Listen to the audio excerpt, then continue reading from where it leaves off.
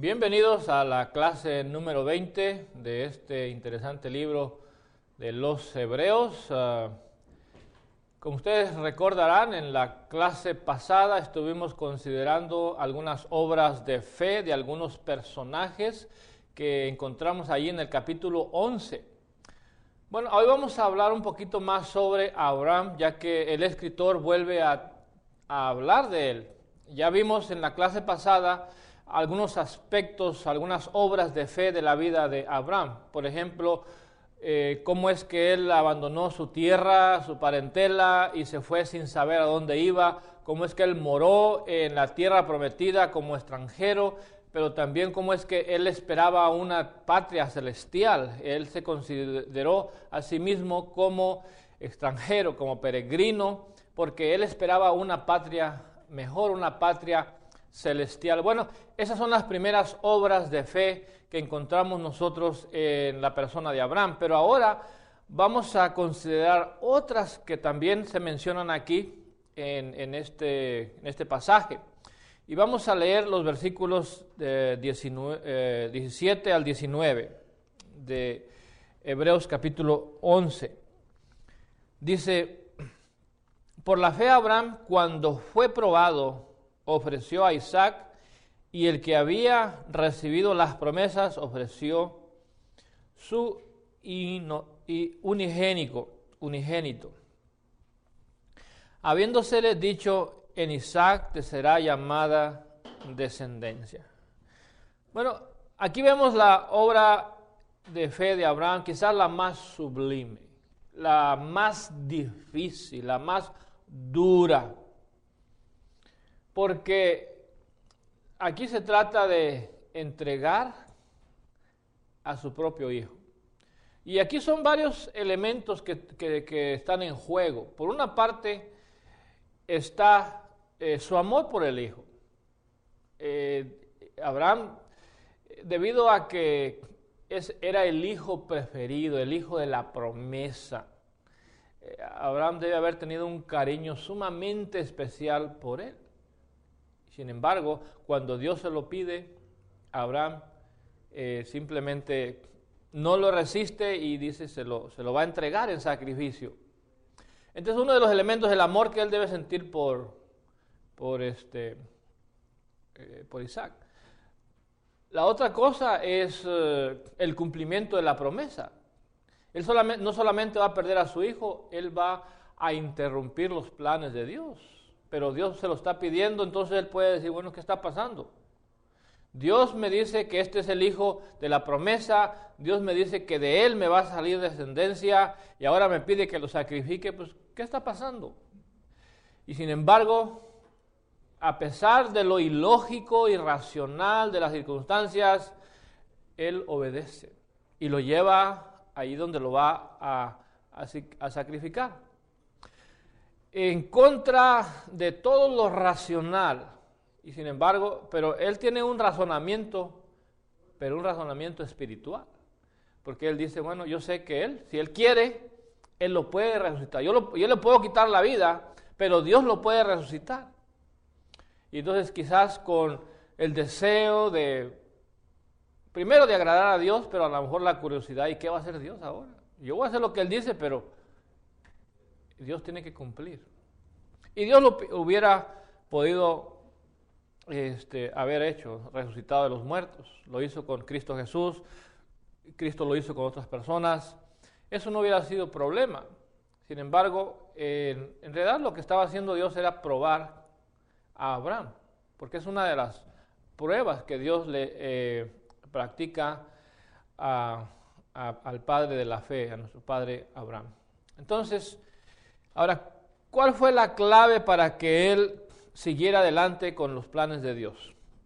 Ahí dice, por la fe Abraham, cuando fue probado, ofreció a Isaac, y el que había recibido las promesas ofreció su unigénito. Habiéndosele dicho: en Isaac te será llamada descendencia. O sea, él ya sabía que en Isaac iba a venir la descendencia. Entonces, sin embargo, él continúa adelante con el plan de sacrificarlo. Pero lo hace, dice en el versículo 19, pensando que Dios es poderoso para levantar aún de entre los muertos, de donde en sentido figurado también le volvió a recibir. O sea, Dios es poderoso. Y eso es el significado de esto. Por eso es que Él sigue adelante con la orden de ofrecer a su Hijo en sacrificio, porque Él sabe que Dios es poderoso. Y eso es lo que lo mantiene a Él, pues, firme en la confianza en que, y ahí lo menciona, dice, porque Él sabía que Él lo podría resucitar de entre los muertos si así lo quiere. Y luego aclara, dice, aunque en sentido figurado, realmente de ahí lo resucitó. Porque en la mente y en el corazón, Abraham sacrificó a su hijo. Abraham sacrificó a su hijo mentalmente y emocionalmente. En su corazón, él ya había sacrificado a su hijo. Bueno, sin embargo, Dios envió un ángel, el ángel lo detiene a tiempo para que no suceda, ¿verdad? Para que no suceda en la práctica. En la mente y corazón ya había sucedido, pero solamente faltaba que él le enterrara el cuchillo y lo degollara y lo quemara. Bueno, eso ya no sucedió porque el ángel lo detiene. Pero ahí aparece luego un cordero. Entonces Abraham va y sacrifica el cordero en lugar de Isaac.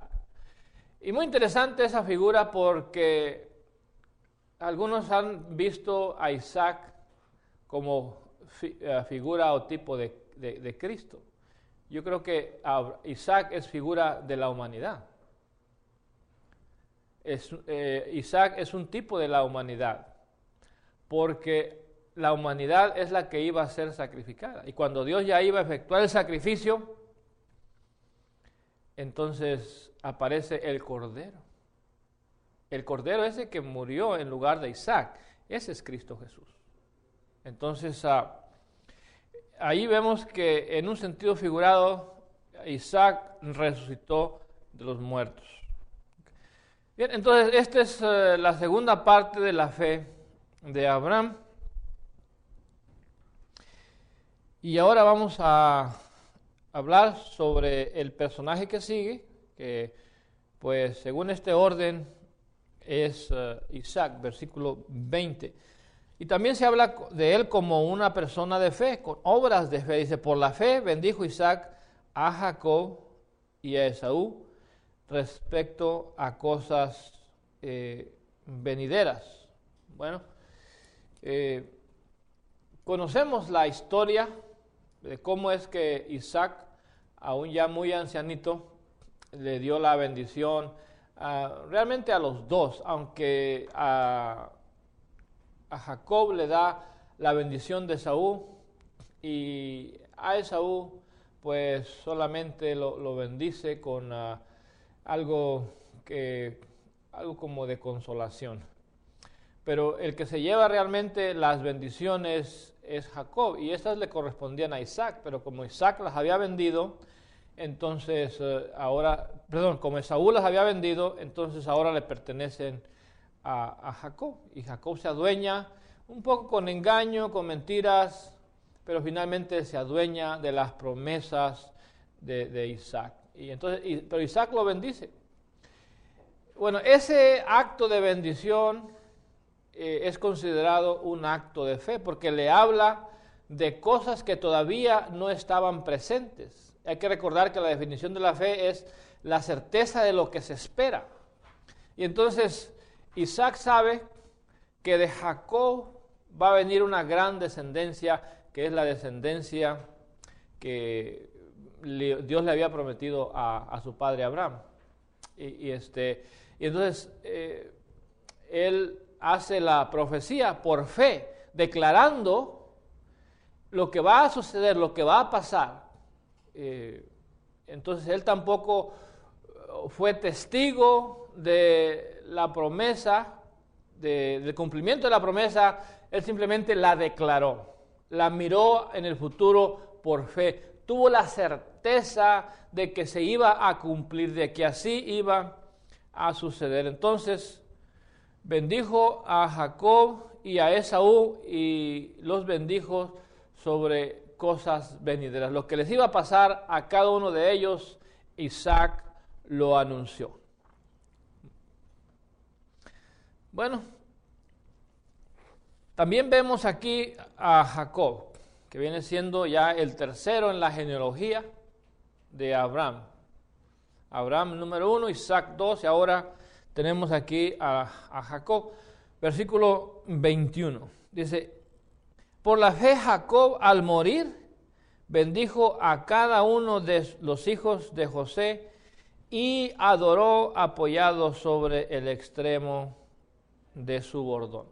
Entonces tenemos ahí que también en el caso de Jacob se habla de su fe, una fe pues bastante grande, de tal manera que llamó la atención de Dios para mencionarlo aquí en este libro, la fe de Jacob. ¿Y en qué consistía su fe? Bueno, que al morir él bendijo a cada uno de los hijos de José. Realmente él bendice a todos los hijos, pero en el caso de José, él bendice a Efraín y a Manasés, que vienen siendo los dos hijos de José.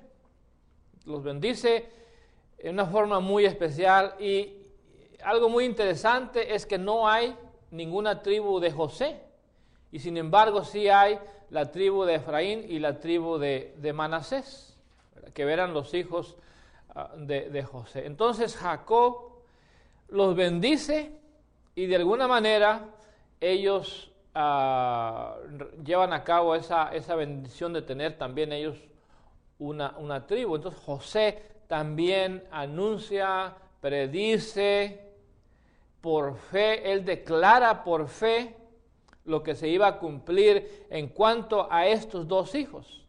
No se menciona nada de los otros, pero se menciona de los hijos de José.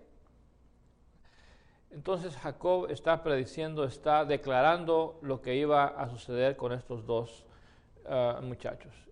Y lo hace apoyado sobre el extremo de su bordón. Lo que quiere decir, ya está él bastante ancianito, ya está bastante grande de edad, y sin embargo saca energías para pararse y para apoyarse en su bordón y ahí hacer esta declaración, ahí hacer este anuncio de lo que iba a pasar con estos dos hijos de Jacob. Entonces tenemos ahí nosotros la fe de Jacob. Ahora vamos a ir al siguiente personaje que se menciona ahí, versículo 22, y es José. ¿Okay?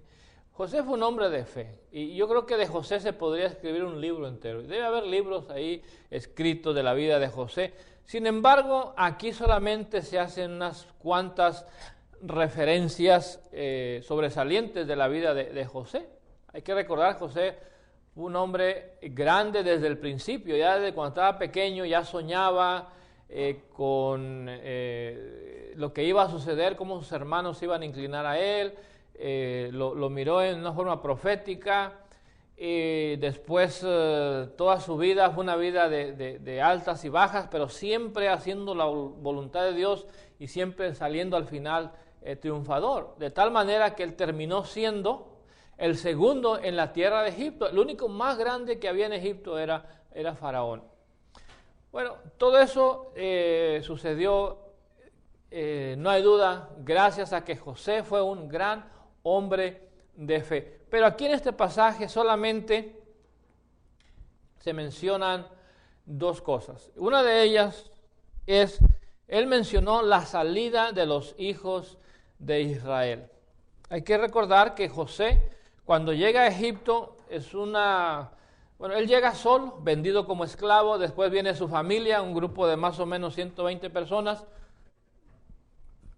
y después él logra ver un poco la multiplicación de su familia, pero él no logra ver que ellos iban a formar una gran nación.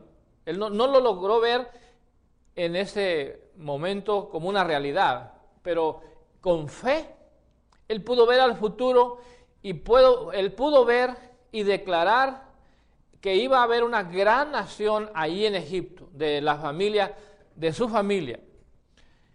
Y entonces él anuncia la salida de esa nación de Egipto.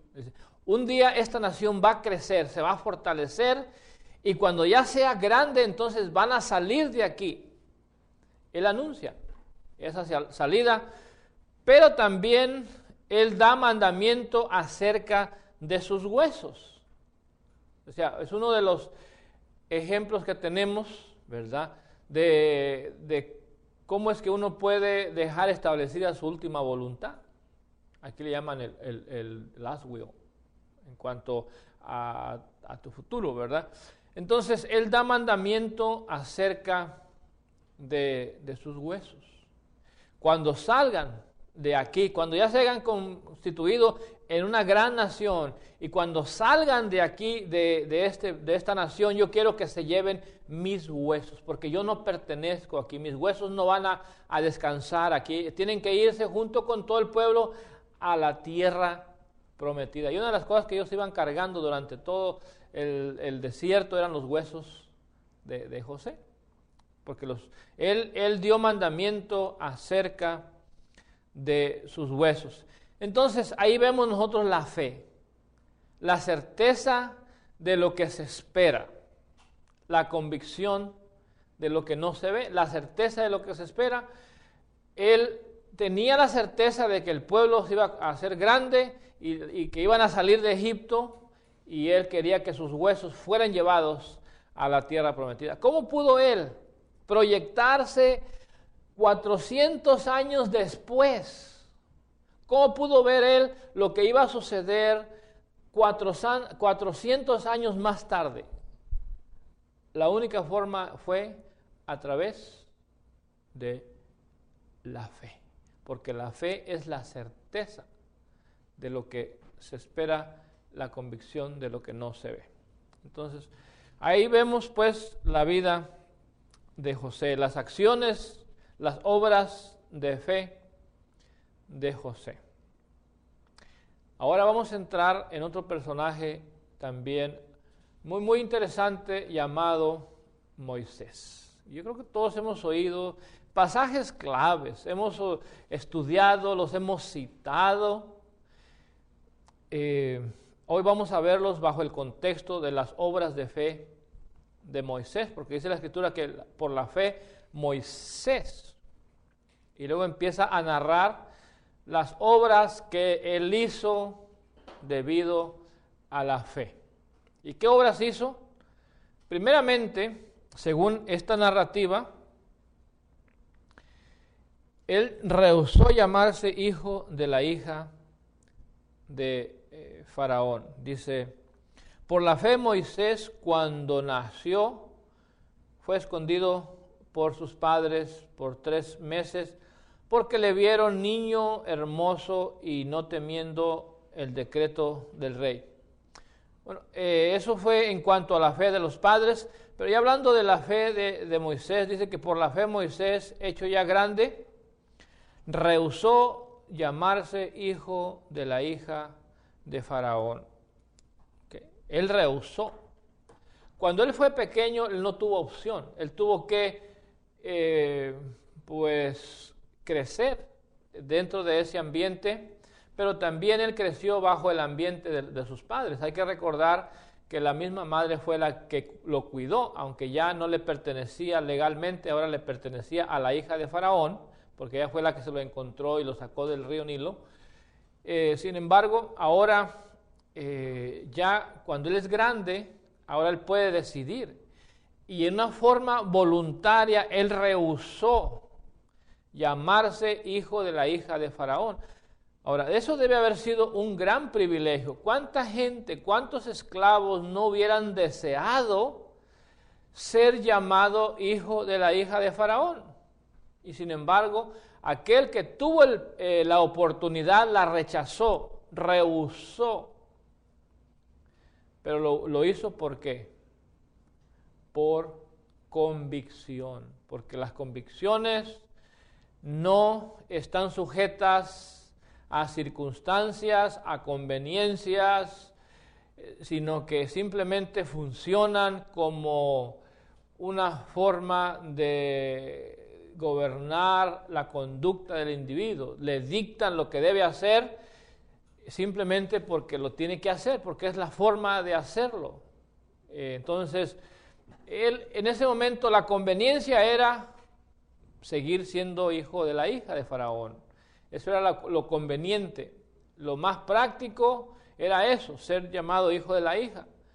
Sin embargo, lo que sus convicciones le decían era, esto no debe ser, yo no merezco ser, yo no puedo sujetarme a eso. Yo soy alguien más, yo soy libre, soy israelita, y yo no puedo, aunque voy a perder muchas cosas, no lo quiero hacer. ¿Por qué? Simplemente por sus propias convicciones. Es interesante que ahí se menciona la fe de los padres. Y yo creo que esa fe de Moisés tiene su origen ahí en sus padres. Porque por fe lo escondieron, por fe hicieron todo lo que ellos hicieron y la fe de ellos los movió para salvarle la vida, porque si no hubiera habido fe y ellos no hacen nada, a Moisés le hubieran quitado la vida como le estaban quitando la vida a todos los niños que estaban naciendo en ese tiempo. Entonces, la primera cosa que se menciona aquí es que él rehusó llamarse hijo de la hija de Faraón. Pero ¿qué más hay ahí? Escogiendo antes ser maltratado con el pueblo de Dios. Qué tremendo contraste, porque este es un contraste. Por un lado está el gozo, está la alegría, están los beneficios de ser parte de la familia real, pero por otro lado está el ser maltratado con el pueblo de Dios. Qué tremendo contraste, de ser casi el rey a ser menos que un esclavo, porque aún estuvo en riesgo de que le quitaran la vida. Entonces él fue maltratado junto con los hijos de Dios, con el pueblo de Dios. Y esto me recuerda otros contrastes que encontramos en la Escritura. Quiero mencionarles rápidamente. Uno de esos contrastes es el apóstol Pablo. Él él tenía todo para ser una persona exitosa. Educación, era romano, tenía muchas cosas que para él eran ganancia, y sin embargo dice, todo lo he estimado como pérdida, como basura, para ganar a Cristo Jesús, para ser de Cristo, para pertenecerle a Cristo Jesús. Algo muy parecido, dejó la conveniencia, la riqueza, para venir a ser una persona que ahora era perseguido, porque antes él era el perseguidor, y ahora él viene a ser perseguido. Qué tremendo contraste y qué bonita analogía con Moisés. Dejaron la riqueza para venir a sufrir con el pueblo de Dios. Pablo dejó la posición de poder para venir a convertirse en un perseguido. Pero también me hace recordar la historia de Cristo, porque dice la Escritura que por amor a nosotros, siendo rico, se hizo pobre. ¿Para qué? Para que nosotros con su pobreza fuésemos enriquecidos. Dice que aquel verbo fue hecho carne, habitó entre nosotros y vimos su gloria, gloria como del unigénito lleno de gracia y de verdad, habitó entre nosotros. ¿Okay? Pero estando en la condición de hombre se humilló a sí mismo, tomando forma de siervo, y estando en la condición de hombre se humilló a sí mismo hasta la muerte y muerte de cruz. Entonces Cristo se humilló a sí mismo, haciéndose obediente hasta la muerte. Entonces, esa es una analogía, y creo que mucho más grande que la de Moisés, que la de Pablo, porque él dejó el cielo. Él dejó, dice que no estimó ser igual a Dios como cosa a que aferrarse. Ahí está el despojamiento, sino que se despojó a sí mismo tomando forma de siervo y luego se humilló aún para llegar a ser una persona que murió en la muerte de cruz. Lo maravilloso de eso es que Dios lo exaltó. Dice, por lo cual Dios lo exaltó hasta lo sumo y le dio un nombre que es sobre todo nombre, para que en el nombre de Jesucristo se doble toda rodilla de los que están en el cielo, en la tierra y aún abajo de la tierra. Entonces estas son figuras, son formas, analogías o comparaciones con lo que acaba de hacer Moisés. Moisés no es el único. Pablo lo hace más tarde, Cristo lo hace también.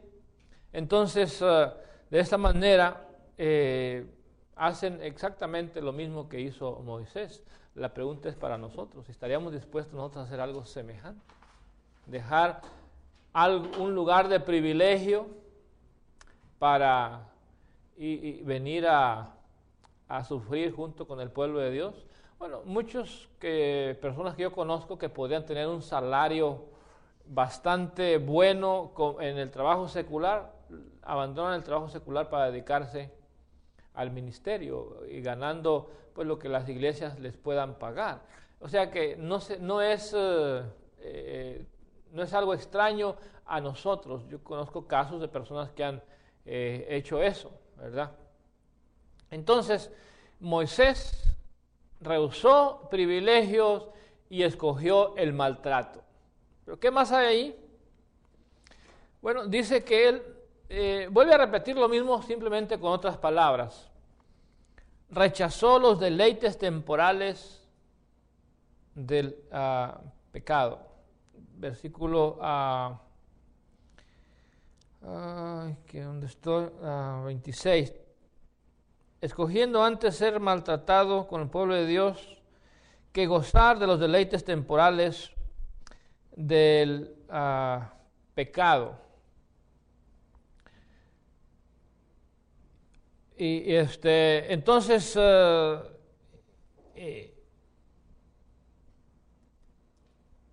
él rechazó, y es interesante que aquí se menciona algo que no se menciona anteriormente, y es la asociación con el pecado, porque antes simplemente habla de rehusar llamarse hijo de la hija de Faraón, pero ahora asocia esos privilegios con los deleites temporales del pecado. O sea, no solamente estaba rechazando la grandeza, también estaba rechazando el pecado.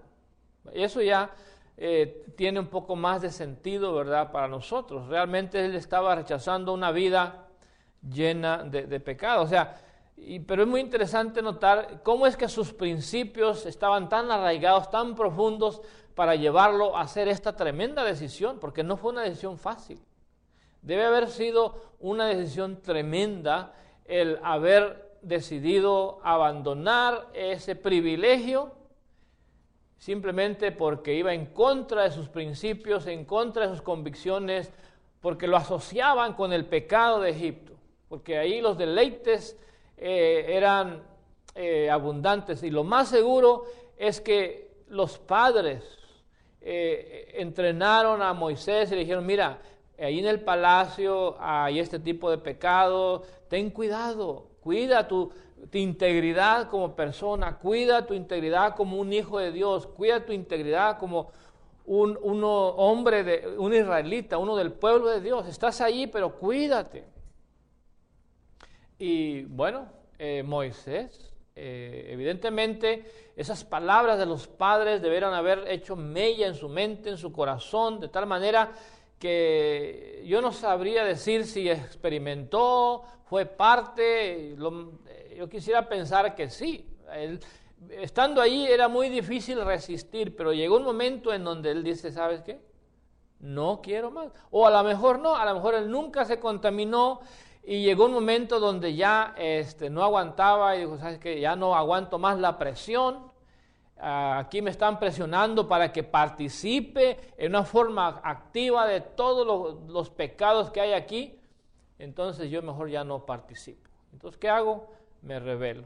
Entonces él rechazó los deleites temporales del pecado y tuvo por mayor riqueza el vituperio de Cristo. ¿Okay? Bueno, vamos a leer el texto. Dice, teniendo por mayor riqueza el vituperio de Cristo que los tesoros de los egipcios. ¿Okay? Tuvo por mayor riqueza el vituperio de Cristo. O sea, él se puso a valorar.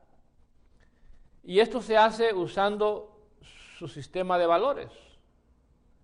¿Qué es más valioso para mí en este momento? Ser hijo de la hija del faraón, pero ahí hay mucho pecado. Por el otro lado, hay vituperios, hay peligro, hay amenaza, pero está ser parte del pueblo de Dios y participar de algo muy especial en forma simbólica, ¿verdad? Está participando de los sacrificios de Cristo, inconscientemente, por supuesto, pero el hecho de participar de esa fe que sus padres le habían inculcado, el ser ese hombre de fe, estaba él participando de los sacrificios de Cristo sin saberlo, pero debido a que estaba actuando con fe y en base a principios, esto lo hace ser participante de las riquezas del vituperio de Cristo. Hasta este momento no había profecías de Cristo tan claras como las de Isaías. Había ciertas alusiones, aunque más tarde él mismo es el que va a escribir todo eso. Entonces, pero no hay nada más que lo que él escuchó de sus padres. Y lo más seguro es que a él le hablaron del Mesías. De alguna manera él sabía de Cristo Jesús, ¿verdad? Pero no en una forma completa como se revela más tarde en el Nuevo Testamento, porque en realidad en Génesis o en los libros que siguen que mismo Moisés escribió, no hay evidencias. Se habla de Cristo, por supuesto que sí, en un sentido profético, pero más que todo nosotros después hemos interpretado esas profecías. Yo no sé hasta dónde Moisés sabía de Cristo, hasta dónde él estaba consciente de lo que iba a venir a través de Cristo, pero de alguna manera él prefiere eso, prefiere esa mayor riqueza del vituperio de Cristo Jesús que los tesoros de los egipcios. Entonces él menospreció los tesoros de los egipcios. Y lo hace por una razón. Dice, tenía puesta la mirada en el galardón.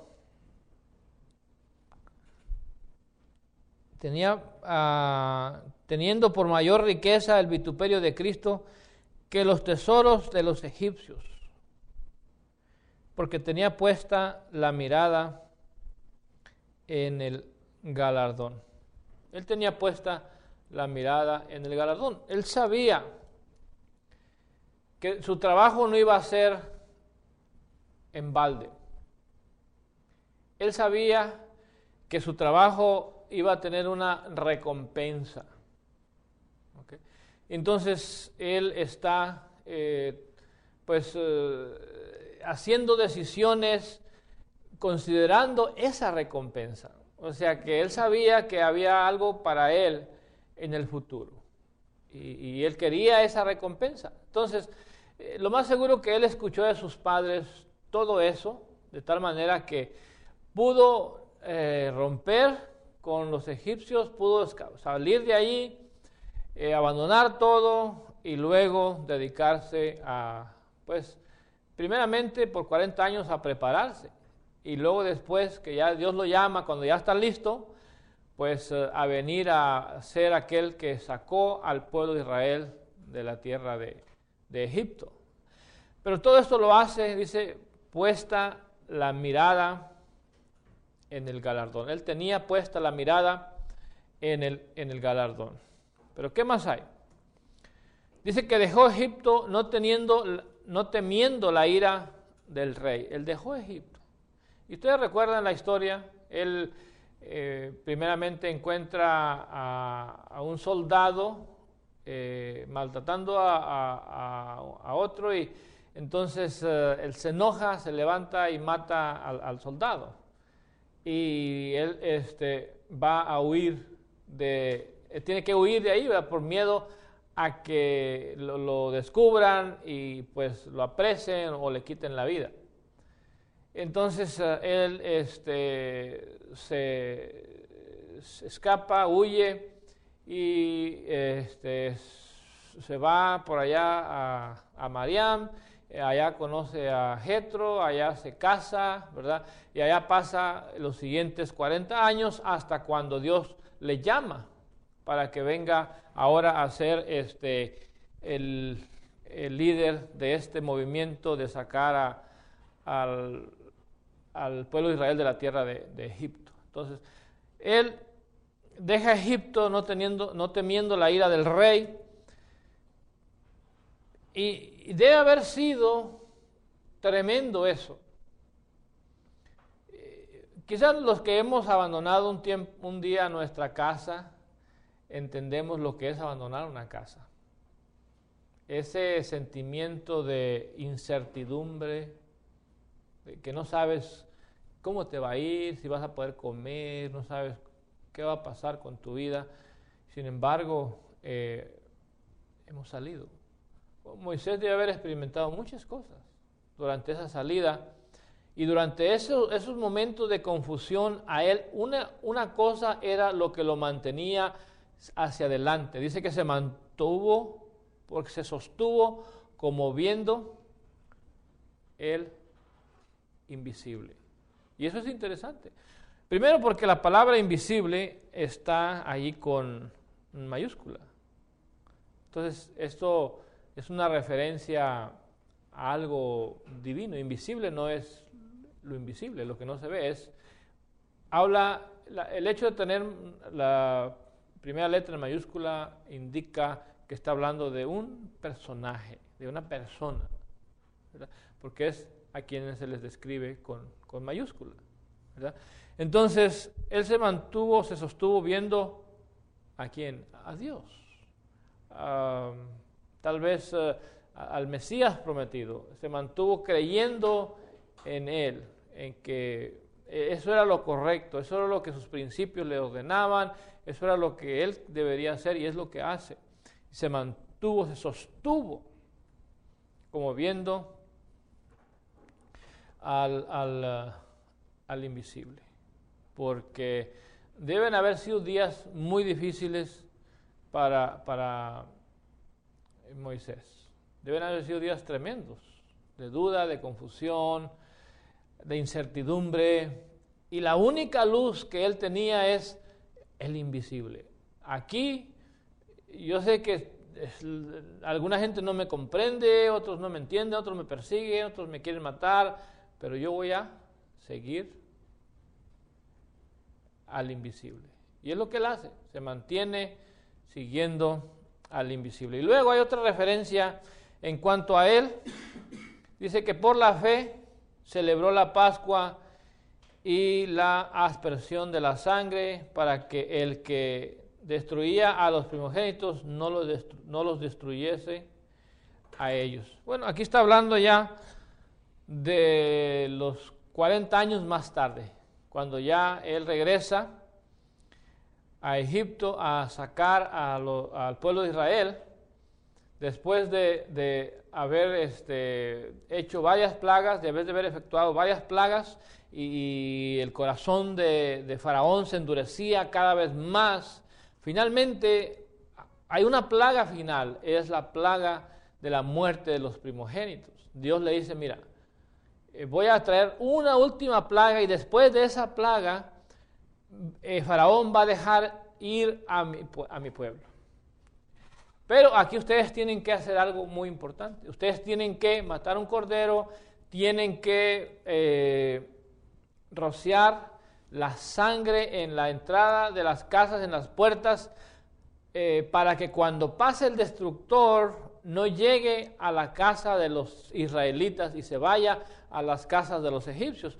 Bueno, dice la Escritura que Moisés, por fe, celebró esa Pascua, esa fiesta en ese día, hizo tal como Dios se lo había ordenado, rociaron la sangre y entonces ellos quedaron protegidos de tal manera que cuando viene el destructor y empiezan a morir todos los hijos de los primogénitos, todos los hijos de los egipcios, o sea, todos los primogénitos, entonces dice que hay un gran llanto en toda la tierra, y sin embargo los israelitas estaban tal vez calladitos, seriecitos, porque eran esclavos, pero listos para salir.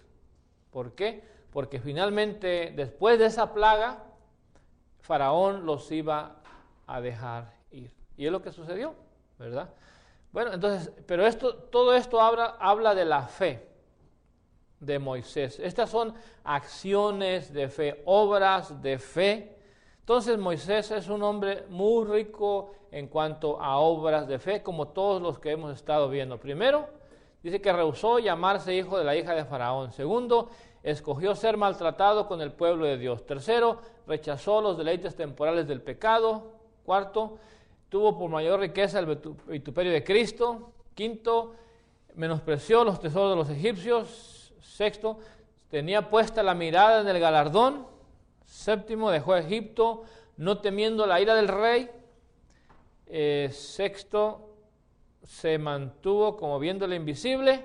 Y finalmente celebró la Pascua para proteger a los primogénitos de los israelitas y para que el destructor dañara a todos los primogénitos de los egipcios.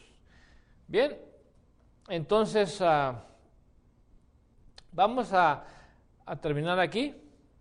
Más adelante vamos a hablar cómo es que el pueblo pasa por el Mar Rojo, que también fue una acción de fe. Lamentablemente esa fe no les duró mucho, pero vamos a hablar un poco más de eso. Por ahora, gracias y aquí termino esta clase. Dios los bendiga.